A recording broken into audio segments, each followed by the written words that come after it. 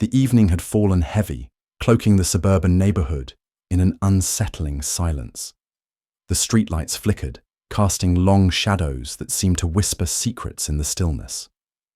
Inside the small, modest home, Erica sat at the kitchen table, her hands trembling slightly as she wiped down a plate. Her son, Elijah, was outside, his laughter echoing from the backyard.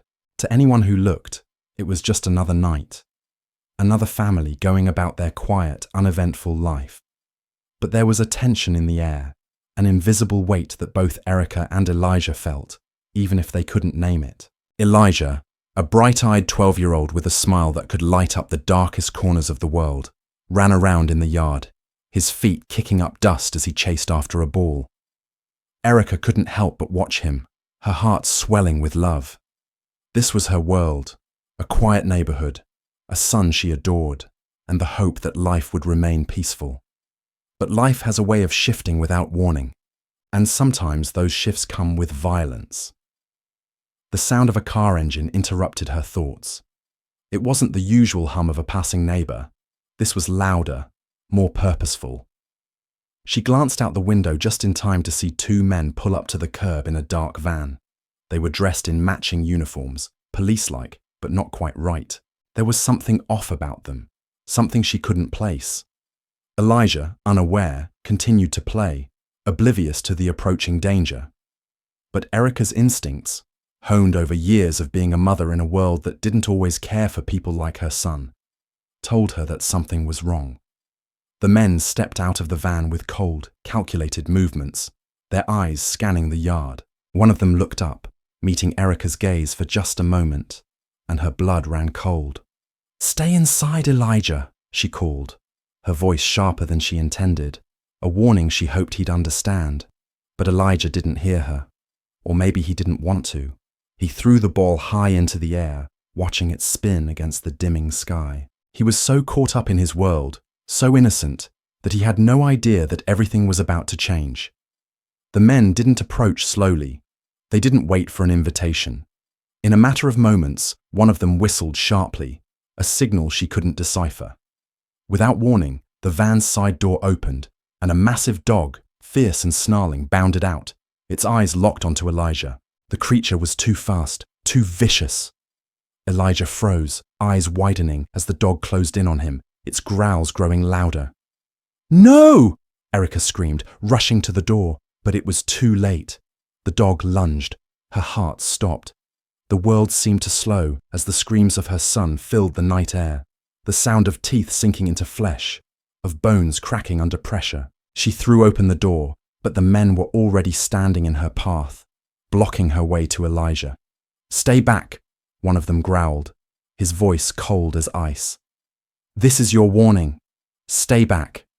Erica's world exploded in chaos. She fought to breathe, to think, but the terror and pain of her son being torn apart right before her eyes made her legs weak. The men were unmoved by her desperation, standing there like stone statues, watching as the nightmare unfolded. There was no hero to save them, no one to hear her cries for help. It was just her, the dog, and the cold, empty silence of a system that would do nothing. And in that moment, Erica understood. This was no random attack. This was no mistake. This was deliberate. Her son's life, the most precious thing in the world, was being ripped away. And those who were supposed to protect them were standing by, watching. "Help!" Erica screamed, but it was as if her voice was swallowed by the darkness, lost to the night.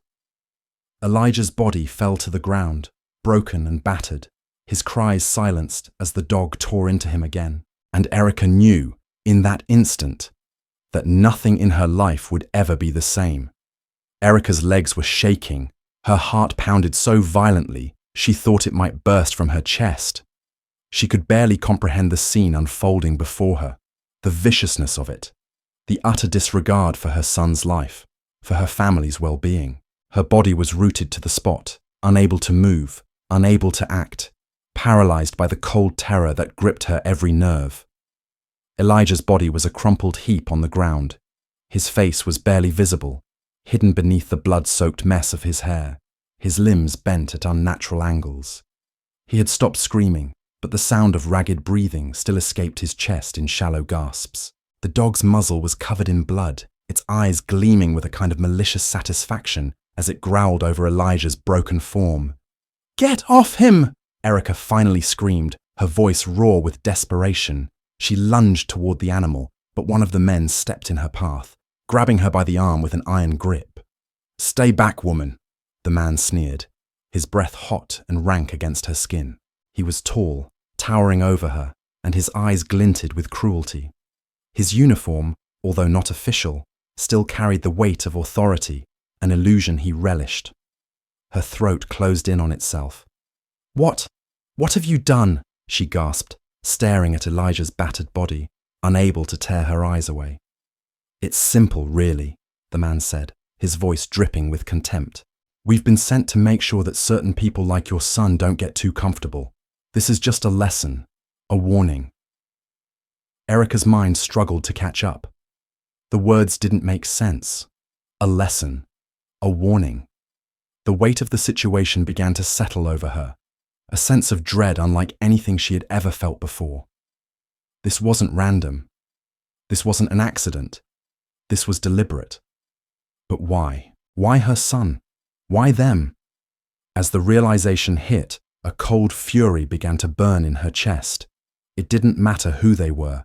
It didn't matter that they were strangers in her neighborhood. What mattered was that they had crossed a line. They had hurt her child, and she would not let them get away with it. "Why?" she asked again, her voice trembling but laced with the beginnings of rage. "Why my son? What did he do to deserve this?" The man chuckled, a cruel, condescending sound. "Your son didn't do anything. It's people like him, like you, who need to be taught their place. This is about control. It's about reminding people of their worth." Erica's heart sank, but she fought to hold on to her composure. "What are you talking about?" she demanded. The man smirked, his grip tightening around her wrist as he pulled her closer, forcing her to look into his eyes. There was no humanity there, only disdain, an icy cruelty that sent a chill through her. "People like you," he spat, his words thick with hatred. "Think you can live freely, think you can raise your son without consequences. But there are rules in this world, unwritten ones. You're not meant to be in that house. You're not meant to be here, breathing, living, thinking you're equal. You're not. And we remind people like you every day." Erica's chest tightened as the weight of his words sank in. She knew that racism was alive, festering in dark corners, but hearing it spoken so plainly, so openly, made it all the more real. The terror that had gripped her moments before began to morph into something more primal, more dangerous, an all-consuming anger.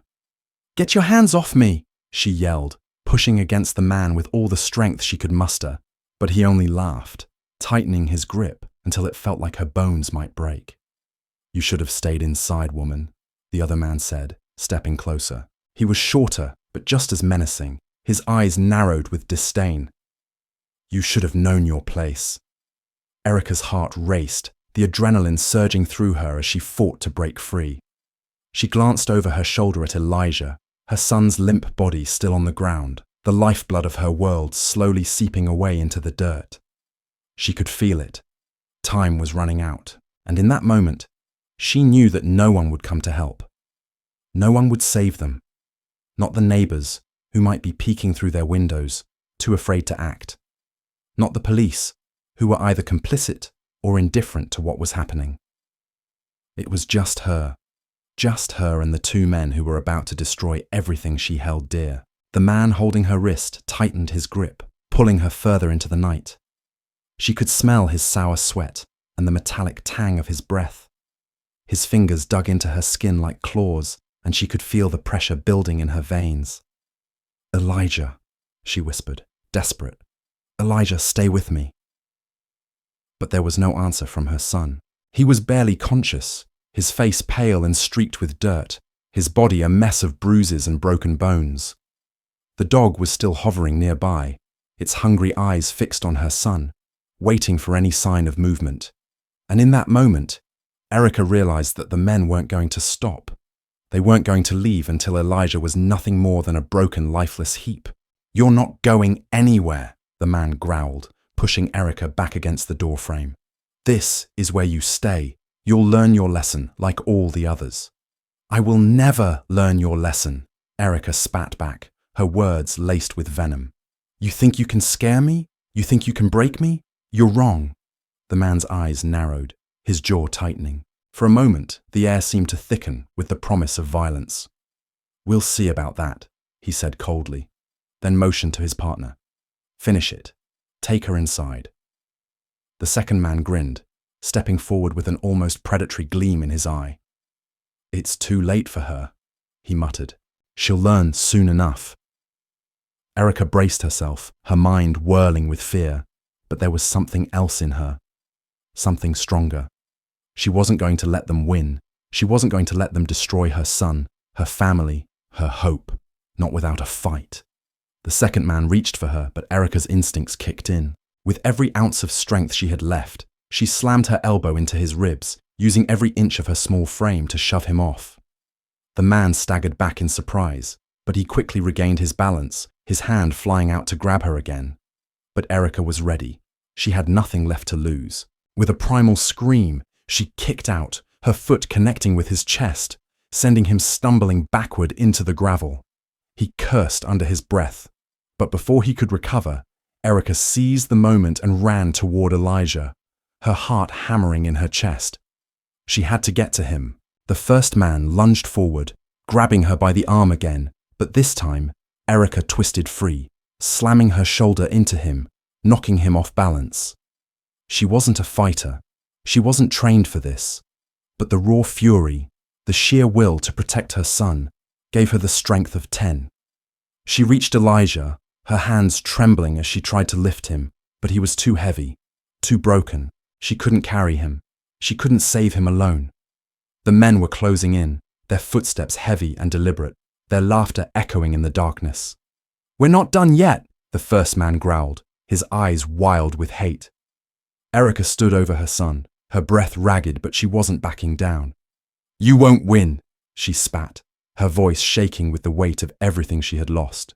"You won't break me." But deep down, she knew it wasn't just about her anymore. It was about Elijah. It was about justice. It was about survival.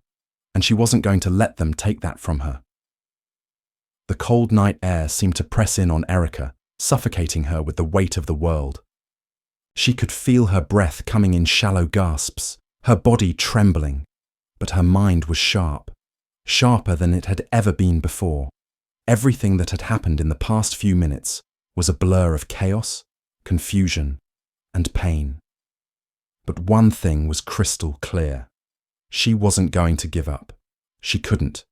Not when her son was lying there, his life hanging in the balance. The two men stood over her, their faces twisted in malicious satisfaction. They didn't move toward her immediately, not yet. Instead, they watched her, as though savoring the moment, as though they enjoyed seeing her struggle. She had seen that look before, on the faces of bullies, of people who thought they were above her, above everything. And for a moment, Erica wondered if that was what this was about. Power. Control. A sickening display of dominance over someone they saw as weaker, someone they thought had no right to exist in this world. Elijah, her son, lay motionless at her feet, blood still dripping from the terrible wounds left by the dog. His chest rose and fell faintly with the last remnants of his breath, but she could see that it was weakening. She had to get him help, and she had to do it fast. She wasn't foolish enough to think that these men would simply let her go. She knew the system they represented all too well. The idea that a black woman and her son could live a peaceful life, a life free from fear, was something many still struggled to accept. They had never wanted her to thrive. People like them, people who wore the mask of authority, even though they didn't belong in it, believed that anyone who looked like her, anyone who wasn't part of their narrow view of the world, had no place in it. "Get up!" the man closest to her growled, grabbing her by the arm and pulling her roughly to her feet. His grip was firm, almost suffocating, as though he was trying to physically overpower her into submission. You really think you can just waltz in here and pretend you're not the problem? Pretend you have a right to live like anyone else? Erica's heart pounded as she tried to regain her balance, her mind racing to come up with a plan. She couldn't just stand there. She couldn't let him take everything from her. She had to fight. The other man, the one who had let the dog loose on Elijah, stepped forward, his expression cruel. You should have known your place, he spat, his voice dripping with venom. People like you thinking you can rise above, thinking you're equal to the rest of us. You're nothing, you're beneath us, and we're here to remind you of that. Erica's mind swirled with anger, frustration, and a deep sense of injustice. She had heard words like this before, from people who thought they had a right to determine her worth simply because of the color of her skin. People who saw her as less than, who saw her son as nothing more than a target. But this time, it was different. They had gone too far. Her hand clenched into a fist, and for a split second she thought about striking back. But the reality was harsh. She was outmatched. She was alone. And these men, no matter how despicable they were not afraid to hurt her to make a point, to hurt Elijah. She swallowed the lump in her throat, trying to steady her breath. You don't get to decide what I am, she said, her voice steady despite the pounding in her chest. You don't get to take my dignity. You don't get to take my son. The man holding her arm sneered, his grip tightening painfully. Dignity? Your kind doesn't deserve dignity. You're a burden on this world, nothing but a stain that needs to be wiped away. Erica's stomach churned with disgust, but she didn't back down. You don't get to define me. You don't get to define my son. The man's lips curled into a grin, his eyes glinting with malice. Your son is a mistake, a problem, and we are the solution. The words cut through Erica like a knife. The venom in his voice was unmistakable. A deep-rooted hatred that ran far beyond just her and Elijah. It was a hatred for anyone who wasn't like them, a hatred that had festered for years, for generations. Please, Erica whispered, her heart aching. He's just a child. He hasn't done anything wrong. His mere existence is a crime, the other man said coldly. And now you'll pay for it. Erica's heart sank. She knew they weren't going to stop. Not until they had torn her world apart. But what could she do? What could one woman do against a system so broken, so entrenched in hatred? She looked down at Elijah, his face pale and bruised. His eyes fluttered open for a brief moment, his voice barely a whisper. Mum, I'm sorry. Tears welled up in Erica's eyes. No, baby, no, she murmured, brushing his hair out of his face. You've done nothing wrong. Nothing. The men exchanged a glance, their expressions twisted with amusement. They didn't care. They didn't care about Elijah. They didn't care about her. They cared only about making her feel small, making her feel helpless. But Erica wasn't helpless. She looked at the man who still held her arm, the anger burning through her veins. There was something deep inside her now, something that had been awakened by the cruelty of the world. A fire, a determination that had been lying dormant for years, waiting for a reason to burn bright. She wasn't going to let them win. Not like this. I'll fight you, she said, her voice low but strong. I'll fight you with everything I have. The man's smirk faltered for a brief moment, but he quickly recovered. Fight? What are you going to do, woman? You're nothing. You're no one. Erica took a deep breath. You've underestimated me. You've underestimated us. For a moment, the men seemed to hesitate. Maybe it was the fire in her eyes. Maybe it was the realization that she wasn't going to let them intimidate her anymore. Whatever it was, they didn't expect her to push forward. But she did. With all the strength she could muster, Erica wrenched herself free from the man's grip, her arms shaking with the effort. She stumbled back, her eyes locked onto Elijah's battered form. She had to protect him. She had to make sure he was safe. The men were not done. They came forward again, but this time, something was different in Erica. It wasn't just the fear in her heart anymore. It was the fight, the drive to protect the one thing that meant everything to her. She would not let them break her. Elijah's breathing was slow, shallow. He needed help, fast, but there was no one coming, no one who could save them. Except her. In that moment, Erica knew she had a choice. She could give in, let these men have their way with her son, or she could do the unthinkable, fight back. And for the first time in a long while, she chose to fight. "Stay away from us," Erica said, her voice a fierce command. The men paused, momentarily thrown off by the strength in her voice. They had expected submission. They had expected her to cower. But Erica wasn't going to let that happen. Not anymore. It wasn't just her life at stake. It was Elijah's. It was their future. And she would protect it at all costs. Before we continue, let's take a brief pause. We'd love to hear from you. Where are you listening to our stories from? Have you ever experienced anything similar in your life, or perhaps witnessed something that shook you? Your thoughts matter, and your voice helps us shape the story even more. Don't forget to subscribe so you can stay tuned to our journey as it unfolds. Now, let's pick up where we left off.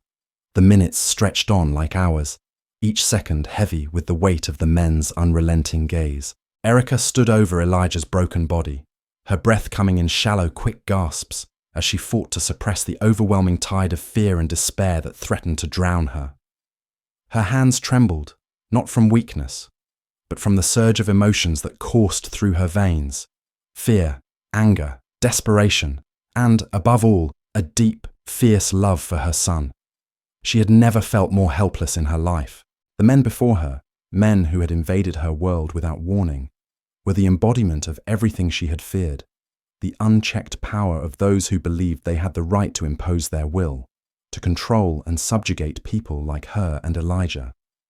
She had heard of stories of communities broken, of lives destroyed because of the deep-seated biases that poisoned the hearts of too many. But now, it was no longer just a story. It was her reality. One of the men stepped forward, his eyes narrowed with cold disdain. "You think you can stand up to us? You think you're entitled to the same life as those who've earned their place here?" His voice dripped with mockery, as if the very idea of her standing up for herself was absurd. "You're nothing, just a nuisance in the eyes of people who count. And your son? He's nothing but a symbol of that nuisance, a reminder that people like you don't belong." Erica's throat tightened. The words stung, but they were not unfamiliar. She had heard such things in passing before. Small whispers, sneers from strangers who saw her and Elijah as less than human, but hearing it so plainly, so directly, made it feel like an assault on her very soul. She looked down at Elijah, still lying on the ground, his body barely moving. His chest rose and fell slowly, a faint pulse of life that made her hope, if only for a moment, that he might survive this. She could feel the warmth of his blood soaking into the earth beneath them, and it burned through her with the intensity of 1,000 fires. In that moment, something shifted within Erica. She could feel it, a sense of clarity, like a door opening to a new world where she no longer had to cower in fear. She wasn't just a mother trying to protect her son. She was a force, an unstoppable force that would no longer bow down to anyone who tried to tear her family apart. "You don't get to decide that," she said, her voice low, but filled with a strength she hadn't known she possessed. "You don't get to tell me my son's worth, and you sure as hell don't get to decide whether or not we belong." The man's expression twisted, his eyes darkening as he stepped closer. "You still don't get it, do you?" he sneered. "Your son's life means nothing to people like us. You think you can fight back? You can scream all you want, but it won't change the fact that you're nothing in this world. We're the ones who make the rules. We're the ones who decide who gets to live without fear. And you, people like you, will always be at the bottom of the heap." Erica clenched her fists, trying to ignore the bile that rose in her throat. This wasn't about them. This wasn't about their words or their hatred. This was about Elijah. This was about the life that still burned within him, fragile though it might be. She wasn't going to let them extinguish that light, not without a fight. "Let him go," she said, her voice now steady, unwavering. "If you want to hurt someone, hurt me, but you leave my son alone." The second man, who had been silent up until now, finally spoke. His voice was quiet, but there was a chilling edge to it. "You think we'll listen to you? You think that because you've said a few words that we'll suddenly care?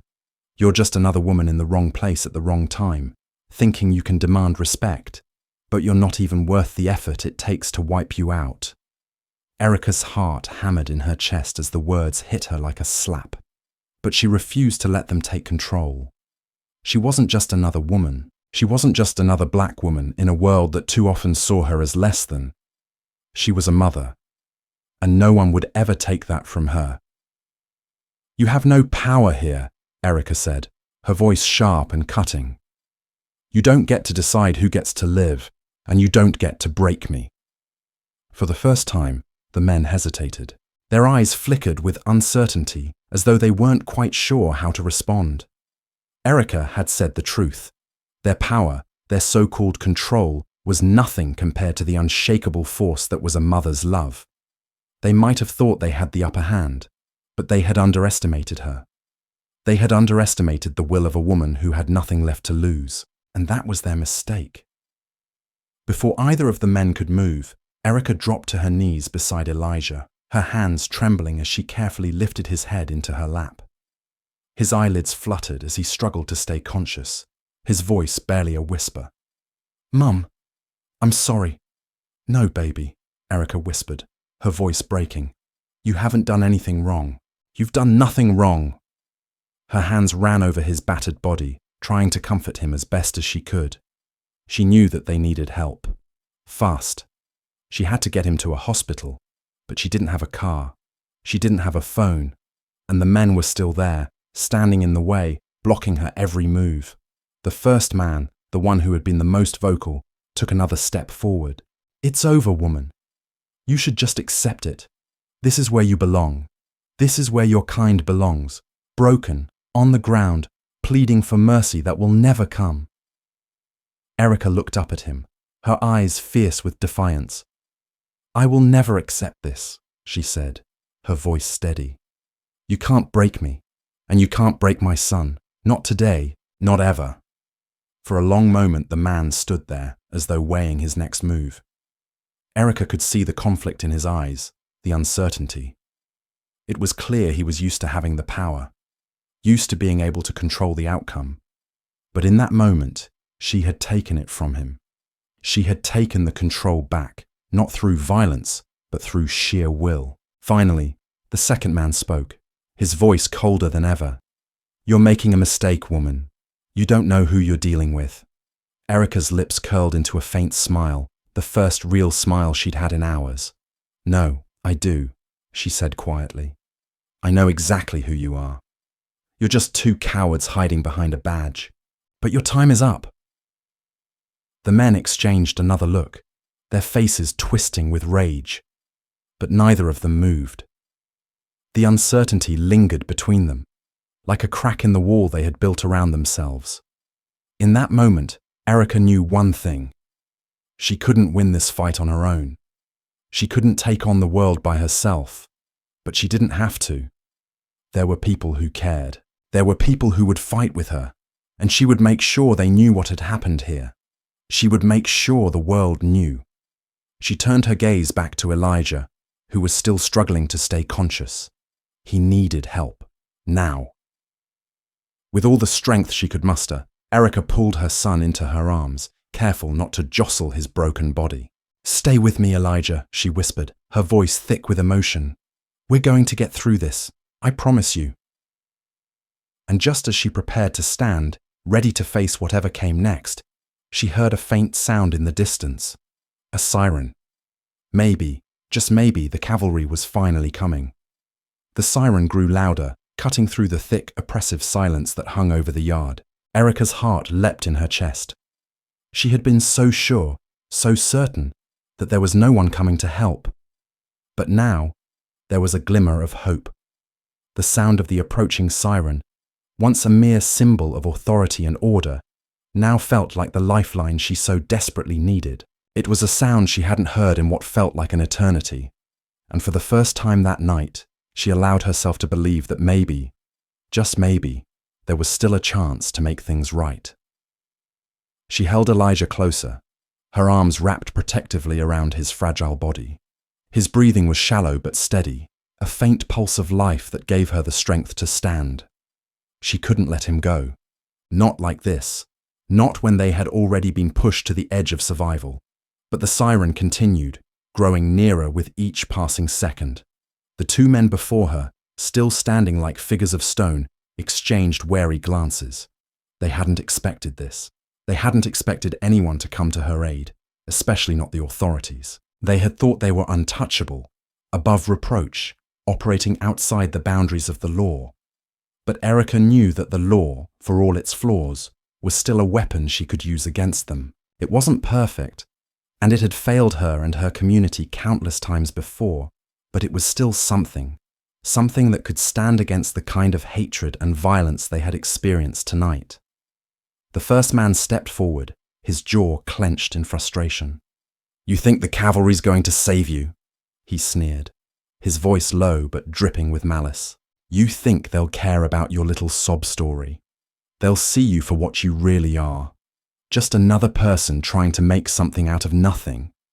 Erica met his gaze, her eyes steady and unwavering. She could feel the hatred rolling off him, the contempt in his words, but she refused to back down. "It's not about a sob story," she said calmly, her voice now filled with a quiet strength. "It's about justice. It's about standing up for what's right." The second man snorted, clearly unimpressed. "Justice?" he repeated, his tone mocking. "There's no justice for people like you. You're nothing but a nuisance, a reminder that there's still too much of your kind taking up space." Erica's blood ran cold at his words. She had heard them before, in whispers and slurs, in the way people looked at her when they thought she wasn't paying attention. But hearing it from these men, hearing it so openly and without shame, made it feel all the more real.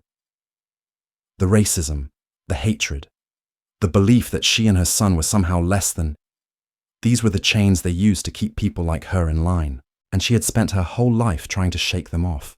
But tonight, in the face of this unspeakable violence, Erica had learned something powerful. The chains could be broken. She looked down at Elijah again, his face still pale and bruised, his eyes fluttering open every so often, but too weak to speak. She couldn't waste time arguing with these men anymore. She had to get him the help he needed. She had to get him away from them. The siren was closer now. The sound of a car door slamming shut echoed in the distance. Someone was coming. She wasn't sure if it would be enough, if it would be soon enough, but she had to trust that help was on the way. "You should leave," she said firmly, her voice resolute. "You've done enough damage. It's over." The first man's face twisted into a snarl, his eyes burning with fury. "You don't tell us what's over," he growled, his hand reaching for something at his waist, a weapon, no doubt. Erica braced herself, her heart hammering in her chest. She had no idea what would happen next, but she wasn't going to just stand there and let them do whatever they wanted. She wasn't going to let them break her or Elijah. But before the man could make his move, the sound of more footsteps reached her ears. This time, there were multiple people, not just one or two. The cavalry had arrived. 2 police officers, 1 man and 1 woman emerged from the shadows, their hands resting on their weapons, but their faces serious, focused. They weren't here to play games. They were here to restore order, and that gave Erica a glimmer of hope she hadn't dared to feel before. "Step away from her," the woman officer ordered, her voice clear and authoritative. The 2 men froze, looking at each other for a moment, as though trying to decide whether they could challenge the officers or if they should comply. For a brief moment, there was tension in the air, the kind that could spark violence at any second. But the officers didn't waver. They were ready. "You've been caught in the act," the man officer said, his tone stern. "You've assaulted a child. You've crossed a line, and we're taking you in." The first man let out a low, mocking laugh, his eyes narrowing in disbelief. "You think we're scared of you? You think a badge is going to make a difference? People like us don't get arrested. We make the rules." But the officers were unmoved. "You're under arrest for assault and child endangerment," the woman officer said, her voice unwavering. "You have the right to remain silent. Anything you say can and will be used against you." It was like a dam breaking. The two men, who had so confidently believed they were above the law, now found themselves on the wrong side of it. They had underestimated the power of justice, and now they were paying the price. The officers moved quickly, placing the men in handcuffs and reading them their rights. Erica watched, a mixture of disbelief and relief washing over her. For the first time in what felt like forever, she was witnessing the system working the way it was supposed to. These men, who had terrorized her and her son, were finally being held accountable. But the battle wasn't over. It had only just begun. Erica turned her attention back to Elijah, her hands shaking as she gently lifted him up. She could feel his warmth against her skin, but his body was still limp and broken. She needed to get him to the hospital. He needed help, and he needed it now. "Please," she whispered, her voice breaking. "Please hold on, baby. Just a little longer." The officers, seeing the urgency in her eyes, nodded to each other and immediately radioed for an ambulance. "Help is on the way," the man officer assured her. "We'll make sure your son gets the medical attention he needs." Erica could hardly process the words. She had been so caught up in the fear and chaos of the night that it was hard to believe things were finally turning around. It felt like a dream, like someone was going to wake her up and tell her this wasn't real. But Elijah was in her arms, still breathing, still alive, and that was all that mattered. As the ambulance arrived and paramedics rushed to her side, Erica felt a mixture of relief and exhaustion flood her body. The nightmare wasn't over, but they had made it through the first step. Her son was going to be okay. For now, the two men who had caused so much pain were taken away, their smugness wiped from their faces as they were loaded into the back of a police car. They had tried to break her family, but they hadn't succeeded. As the ambulance doors closed behind her and Elijah, Erica let herself breathe for the first time that night. It wasn't over. The road ahead would be long, and the fight for justice would continue. But for the first time in a long while, she felt like they might actually have a chance to rebuild, to heal, to find hope again. The sterile white walls of the hospital were a stark contrast to the chaotic, blood-stained scene from just hours ago. The bright overhead lights flickered as Erica paced the narrow hallway, her heart a chaotic mess of nerves and raw emotions. The worst of the terror had passed, but the fear still clung to her like a shadow. Elijah was in surgery now, and all she could do was wait. She had always imagined moments like this, waiting outside the operating room, praying for her child's safety, but never had she thought it would happen under such brutal circumstances. The way the two men had torn into their lives, the hatred they had shown, the disregard for her son's life, all of it seemed too monstrous to comprehend. But it was real, and it wasn't over. Erica's mind drifted back to the moment the sirens had pierced the night, the sense of relief that had flooded her body when the officers had arrived. She'd thought they would be the saviors, the ones who would make it all right. But even as the men were arrested and taken away, a deep, uncomfortable feeling had settled in the pit of her stomach. She knew they weren't the only ones responsible for what had happened to her and Elijah. The men had been a symptom of something much larger, a system built on power, privilege, and an ugly, ingrained racism that had been allowed to fester for generations. As much as she had hoped the authorities would act swiftly, part of her knew that the fight was far from over. Even with the men in custody, even with the promise of justice, the world they lived in wasn't one where people like her and Elijah could simply walk away without scars. Their lives, their very existence, had been discounted for far too long. The system that had allowed such actions to unfold was the same system that would make it harder for them to get the justice they deserved. A nurse approached, snapping Erica from her thoughts. The woman's face was kind, but there was a caution in her eyes, a subtle wariness that Erica had seen too many times. People who saw her son, and immediately formed opinions before they even spoke. It was the reality of living in a world where your skin color determined how you were treated, where your worth was measured against assumptions and prejudices. "How's he doing?" Erica asked, her voice shaking slightly, despite her attempt to sound composed. The nurse gave a soft smile, but it didn't reach her eyes. "We're still monitoring him, but he's stable for now. The surgery went well, considering everything. He's strong, and we're hopeful, but he'll need time to heal." Erica nodded, trying to focus on the small bit of positive news, but her mind kept returning to the ugly reality. They could save Elijah's body, but could they save his spirit?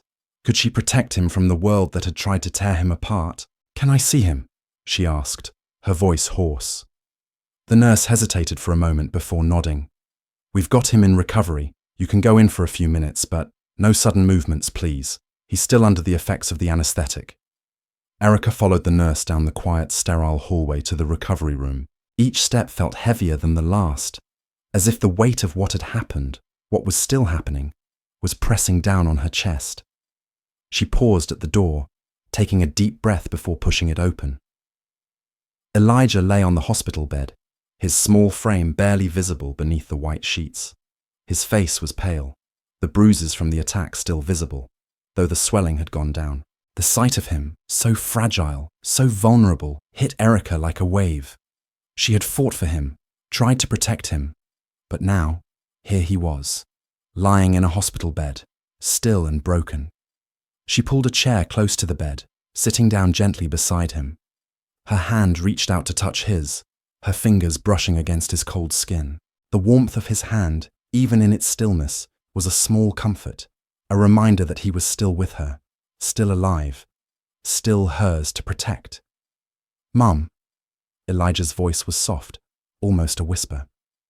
His eyes fluttered open, though they were cloudy from the anesthesia. "I'm here, baby," Erica said, her voice thick with emotion. She leaned in closer, her heart swelling with love and relief. "You're going to be okay. You're safe now." He blinked, his brow furrowing slightly as he tried to focus on her. Did they get the bad men?" Erica's heart broke at the question. She hadn't wanted to tell him too much, not wanting to scare him more than he already had been, but now he needed to know. "They did," she said softly. "They're going to face the consequences for what they did to you. They can't hurt you anymore." Elijah's eyes drifted shut again, his breathing steadying as the drugs took hold once more. Erica stayed there, her hand resting gently on his, her thoughts racing. The men who had attacked Elijah weren't the only ones to blame for what had happened. They were products of a system that had allowed hate and violence to fester unchecked.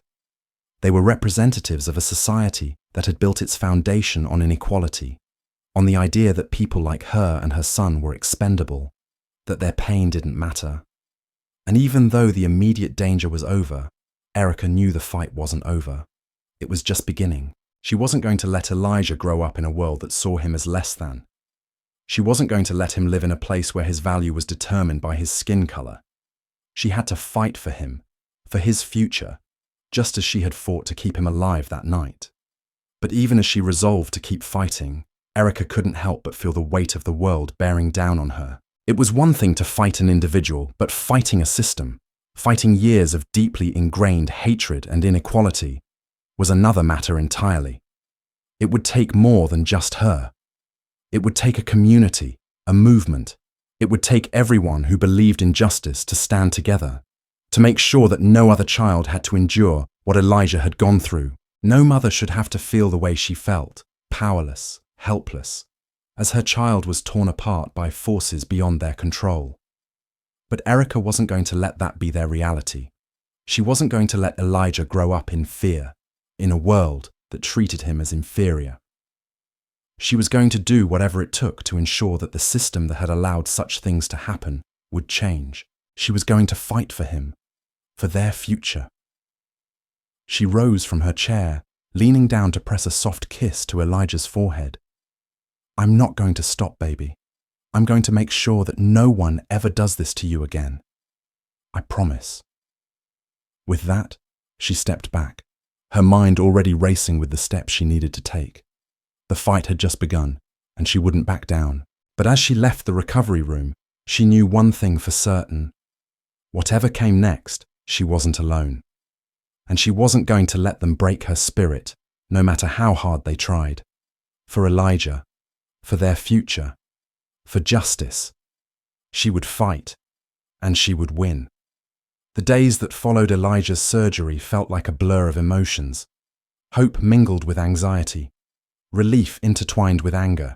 Erica had spent every waking moment at the hospital by her son's side, watching over him, praying for his recovery. Elijah had been strong, far stronger than she had expected. Even though he had spent much of his time in and out of consciousness, he was fighting, and that alone gave Erica the strength to keep going. Yet, there was a heaviness in her heart that she couldn't shake. She had survived the worst of it. Elijah was alive, and the men who had attacked him were behind bars. But the impact of what had happened would never fully fade. The emotional scars they had left on her son were not as easily treated as physical wounds. Elijah had already begun to withdraw, unsure of what the world had in store for him now that he had experienced the ugliness of hate, of violence. But Erica knew something needed to change. Not just for Elijah, but for all the children out there who were still living in a world where they could be targeted, hurt, or worse, simply because of who they were. It wasn't just about them. It was about the generations to come. The system that allowed such hate to flourish, unchecked and unchallenged, had to be dismantled. The days spent in the sterile confines of the hospital room slowly turned into weeks, and Erica found herself taking small steps toward what she knew would be an even greater fight. She couldn't allow what had happened to be swept under the rug. She couldn't let her son grow up in a world that continued to devalue people like him. But Erica also knew that this fight would not be easy. The morning sun streamed through the windows of the hospital, casting a soft glow over Elijah's sleeping face. Erica sat in the chair beside his bed, her fingers gently combing through his hair, lost in thought. Her mind constantly turned to the next step. She had already contacted a lawyer, someone who specialized in civil rights cases, and she had been in touch with several local advocacy groups who had rallied behind her story. It felt strange to be in the spotlight, but if that was what it would take to ignite change, she would do it. Her phone buzzed on the table beside her, pulling her from her thoughts. It was a message from the lawyer. "We're moving forward. The press is starting to take interest. We've got a lot of work ahead of us, but we're not backing down." Erica smiled to herself, the first real smile in what felt like forever. Progress was slow, but it was progress nonetheless. For the first time in a long while, she felt like she wasn't just a victim of circumstance. She was becoming part of something larger, part of a movement that was calling for accountability, for justice. This wasn't just about her and Elijah anymore. It was about everyone who had ever been pushed aside, treated as if they didn't matter. It was about amplifying voices that had been silenced for too long. But despite the small victories, the road ahead was anything but simple. There were still the questions she had to confront. What about the future? What would she do if the system failed her again? What if the men who had hurt her son somehow slipped through the cracks, their punishment reduced to a slap on the wrist, like so many others had been before? The words of the men who had attacked her and Elijah echoed in her mind, haunting her with the reminder of how deeply ingrained the hatred was, how it was part of a system that went far beyond two men in a van. "You're nothing," they had said. "You don't belong." And Erica knew that, no matter how hard she fought, no matter how many people rallied behind her, there would always be people who thought like that. People who saw her and her son as less, as expendable. But she wouldn't let them win. Not this time. Elijah woke up slowly, his eyes fluttering open as the haze of sleep lifted. He looked up at her, his face still pale but with a faint glimmer of recognition in his eyes. "Mum?" he whispered, his voice weak but full of love. "I'm here, baby," Erica replied, brushing a lock of hair away from his forehead. "I'm always here." "Am I going to be okay?" Elijah asked, his voice trembling slightly. It wasn't the first time he had asked, but it broke Erica's heart every time he did. How could she tell him the truth?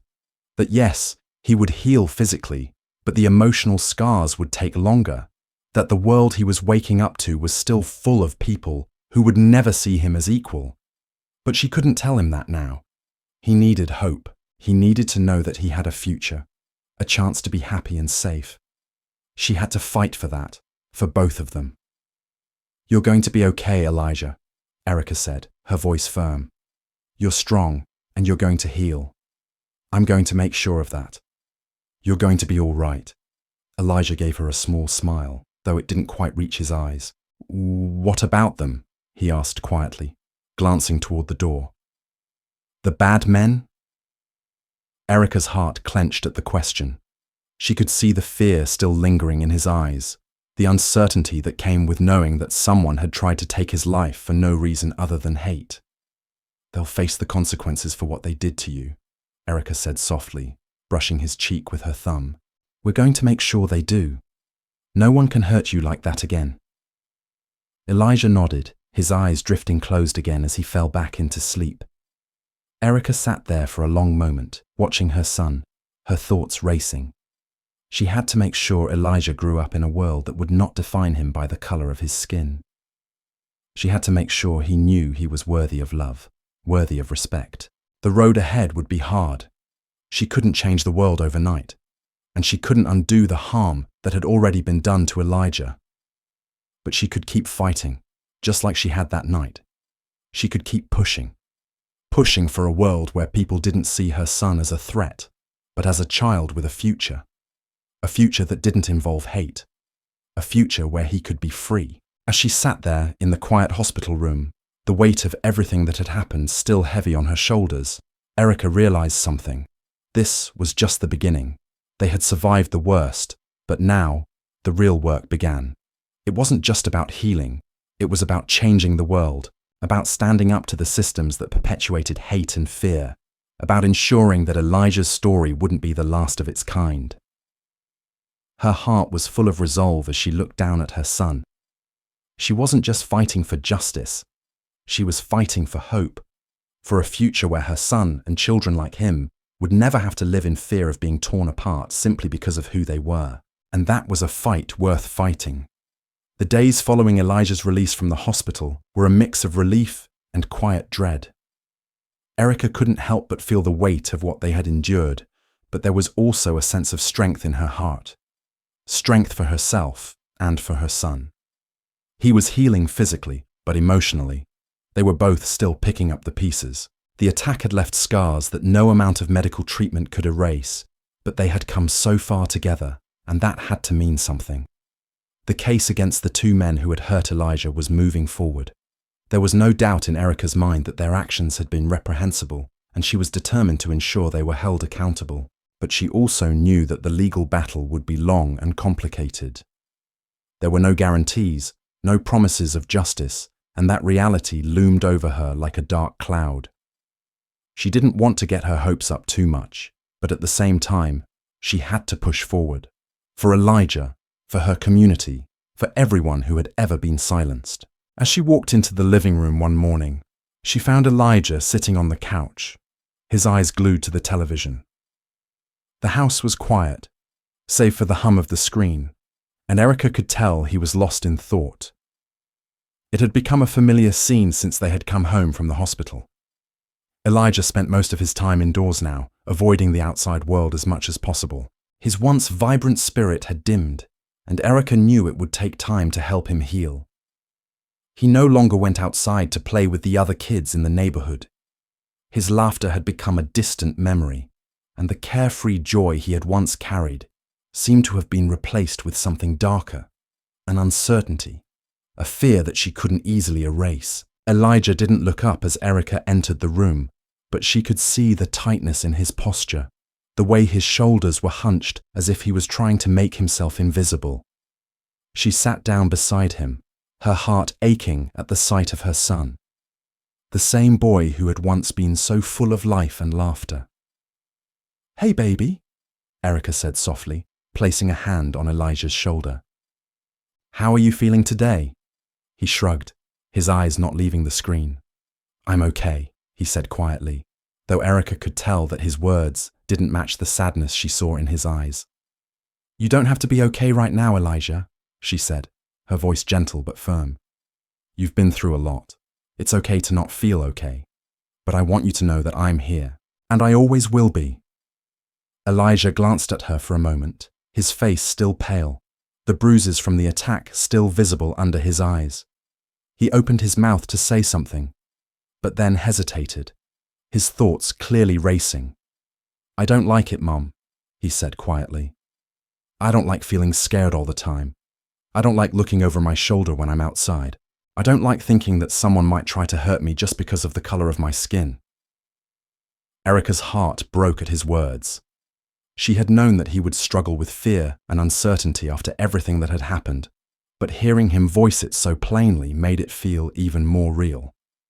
"You don't have to feel like that," Erica said, her voice strong with the conviction of a mother's love. "But I understand why you do. What happened to you, what they did to you, it wasn't your fault.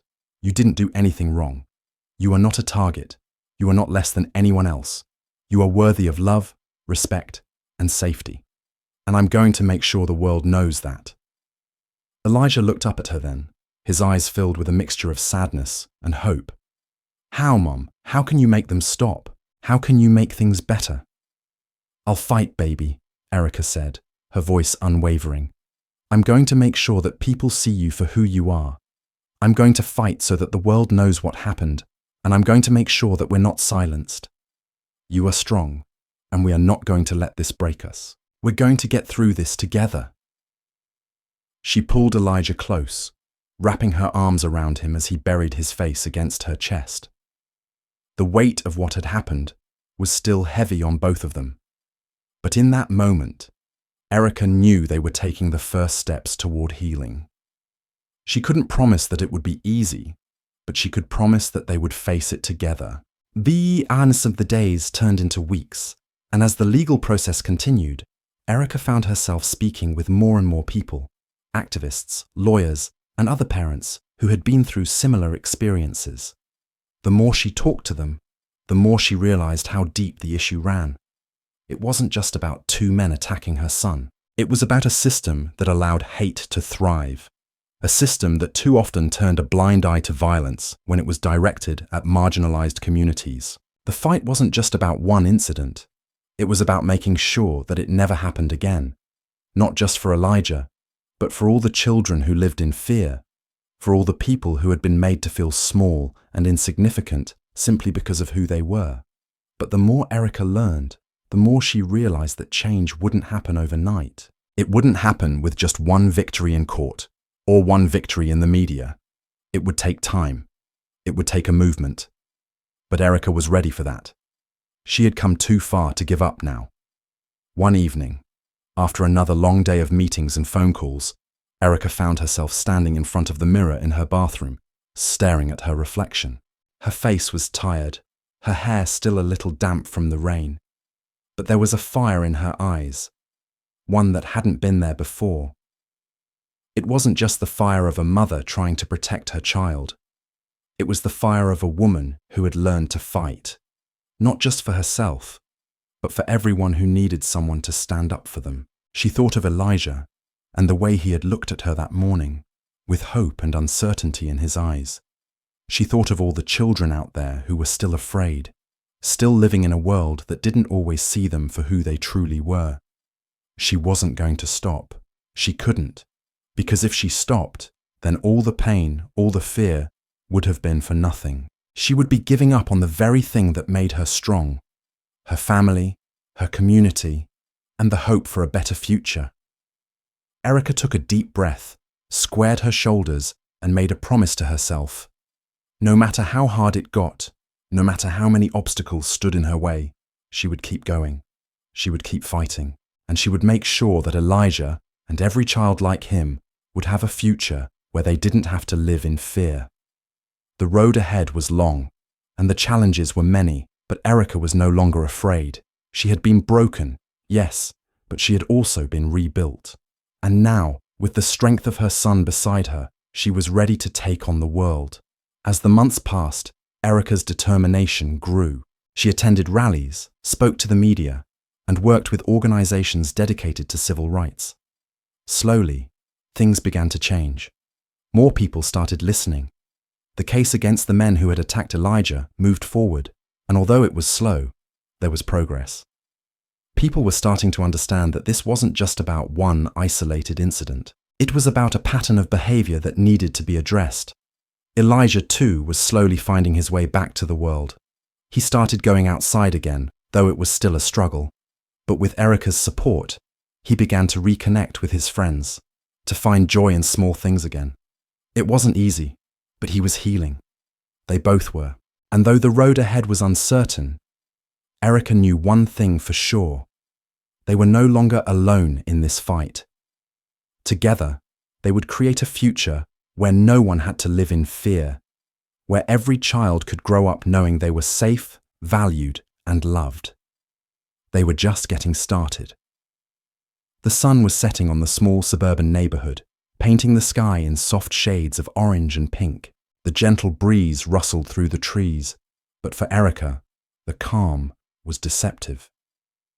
There was still so much to be done, so many challenges ahead. The fight for justice for Elijah, for their family, was far from over, but she felt something shift in her heart. The more she spoke out, the more she shared their story, the more the community seemed to listen. It was as though the world was waking up, inch by inch, to the reality of the systemic issues that had been ignored for so long. But Erica knew better than to think it was that simple. Change didn't happen overnight, and the voices of people like her and Elijah were often drowned out by the weight of tradition and prejudice. The road ahead would be long, and she had to prepare herself for the harsh truths that would come with it. Sitting in her small living room, Erica glanced over at Elijah, who was sitting on the couch with a notebook in hand. His face was still weary from the physical and emotional toll of the past few months, but there was something different about him today. He wasn't as withdrawn as he had been since the attack. He had started drawing again, something he used to do all the time before everything had changed. Erica had been worried about him, the way he kept his emotions bottled up, the way he avoided talking about what had happened. But this, his art, was his way of processing, of slowly reclaiming the pieces of himself that had been taken from him. She watched him for a few moments before her attention turned back to the pile of papers on the table. Letters, legal documents, and notes for upcoming meetings. She wasn't sure if she was ready for what was coming next. The trial of the men who had hurt Elijah was finally approaching, but Erica had learned that the justice system wasn't always kind to people who looked like her. It wasn't just the two men who had attacked her son. It was the larger system that often failed to hold people accountable, that turned a blind eye to the deeper issues of racism, inequality, and bias. But Erica had made a promise to herself that she would fight. She would fight for Elijah, for herself, and for every other person who had ever been made to feel small because of who they were. She wasn't going to let them sweep this under the rug. She was going to speak out, even if it made people uncomfortable. She had to. "Mum, can we talk?" Elijah's voice broke through her thoughts, and she turned to him, her heart tightening as she saw the uncertain look on his face. "Of course, baby," Erica said, setting aside her papers and moving to sit beside him on the couch. "What's on your mind?" Elijah hesitated for a moment, his fingers fidgeting with the edge of his notebook. "I've been thinking about the trial. What happens if they don't get in trouble? What if the men don't get punished? What if they just get away with it?" Erica felt a lump rise in her throat. She had expected this question, but it still hit her hard. Her heart ached as she tried to find the right words to reassure him, even though part of her feared the same thing. The fear of injustice, of failure, was something that had followed her for years. She had grown up watching the system fail time and time again, but she couldn't let Elijah see that fear. He needed to know that there was hope, that things could be different, even if the odds were stacked against them. "Sometimes, Elijah, the world isn't fair," Erica said softly. "But that doesn't mean we give up. We keep fighting. Even if it feels like no one is listening, we keep going. We keep standing up for what's right, even when it's hard. Because that's how we make change." Elijah looked at her, his eyes filled with a quiet understanding. I don't want to be scared anymore, Mom. I don't want to feel like I'm different or wrong." Erica's heart broke at his words. She pulled him into a tight hug, holding him close as if she could protect him from all the pain, all the fear that still lingered in their lives. "You are not wrong, Elijah. You are perfect just the way you are, and I'm so proud of you. You don't have to be scared. Not with me by your side." Elijah didn't say anything, but she could feel his small nod against her chest. They both knew that healing wasn't going to happen in one moment, one conversation. It would take time, but they were in this together, and that had to be enough. Sesame. The next few days were a whirlwind of emotions. Erica attended more meetings, worked on the legal paperwork, and spent hours with her lawyer preparing for the trial. The more she delved into the case, the more she saw how much had been swept under the rug. The attack on Elijah wasn't just an isolated incident. It was part of a much larger pattern of violence, fear, and dehumanization that had plagued their community for far too long. But Erica refused to be intimidated. She couldn't afford to be, not with everything at stake. She spoke with other parents, other victims of similar crimes, and listened to their stories. Every one of them had a tale of injustice, of being treated as less than, of watching the system fail them. But they were all determined, just like her. They were ready to stand up and demand that things change. Erica knew that their fight wasn't just about her and Elijah anymore. It was about everyone who had ever been marginalized, who had been made to feel invisible, who had been treated as if their lives didn't matter. And it wasn't just about seeking justice for Elijah's attack. It was about raising their voices and making sure the world could no longer ignore the pain and suffering that had been allowed to fester for too long. She couldn't change everything overnight, but she could start with this. She could stand up and speak the truth.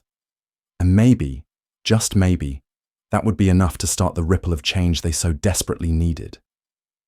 On the day of the trial, Erica sat in the courtroom, her hands folded in her lap, her heart pounding in her chest. She had prepared herself for the long road ahead, but nothing could have fully prepared her for this moment. The men who had hurt Elijah were sitting on the other side of the room, their expressions cold and unrepentant. It was hard for Erica to look at them, but she refused to look away. They had taken something from her son. They had taken something from their family, but they wouldn't take her voice. She wouldn't let them. The courtroom was filled with tension, the air thick with anticipation. As the proceedings began, Erica listened as her lawyer presented the evidence, as the witnesses testified, and as the men who had attacked Elijah sat silently, their actions hanging over them like a dark cloud. Erica knew that this wasn't just about the trial. It was about the larger fight for justice, the fight for a world where people like Elijah didn't have to live in fear of being judged by the color of their skin. It was about making sure that their voices, their stories, were heard, no matter how uncomfortable it made people feel. And with each word spoken, with each piece of evidence presented, Erica felt the weight of the fight shift. This wasn't just about her son.